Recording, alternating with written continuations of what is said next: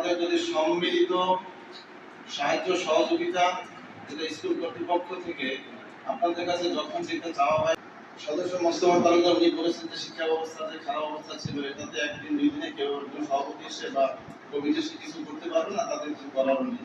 কিন্তু আমাদের আপ্রাণ চেষ্টাটা থাকবে এই প্রতিষ্ঠানের জন্য যতটা আমরা দিতে পারি, যদি আপনাদের সহযোগিতা থাকে নির্বিশেষে প্রত্যেকটা আইনজীবী মানুষ এই আঙ্কেলকে সম্মান করে শ্রদ্ধা করে। আমি মাঝে মাঝে তার বাসায় যাই, দেখি লোকজন আসে ওনাকে কিভাবে শ্রদ্ধা সম্মান করতে দিতে পারে। কিন্তু হয়তো এলাকা হিসাবে উনি হয়তো কম আসেন কিনা আমি জানি না, কিন্তু উনি অত্যন্ত সম্মানিত মানুষ, অত্যন্ত ভালো মানুষ, বিজ্ঞ আইনজীবী।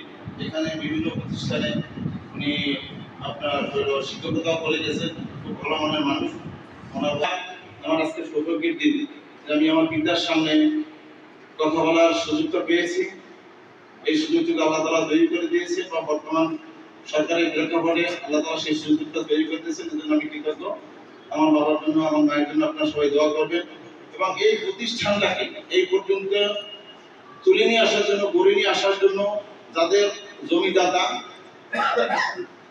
মুক্তার আলী আঙ্কেল, ওনার সাথে আমার ছোট্ট একটা স্মৃতি আছে, সেটুকু আমি একটু শেয়ার করতে চাই।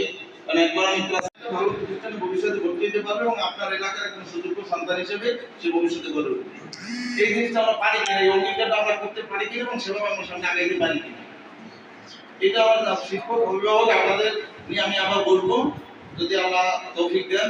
কিন্তু আমার চেষ্টা থাকবে যে ক্লাসের পড়াটা যেন আমরা ক্লাসে আদায় করে দিতে পারি।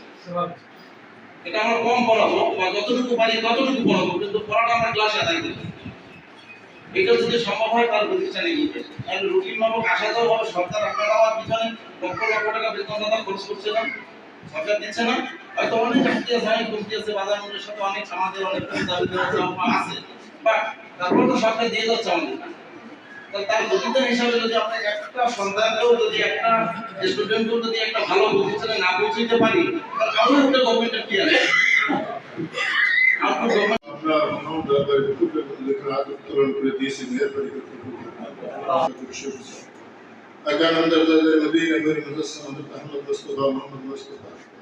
صلى الله عليه وسلم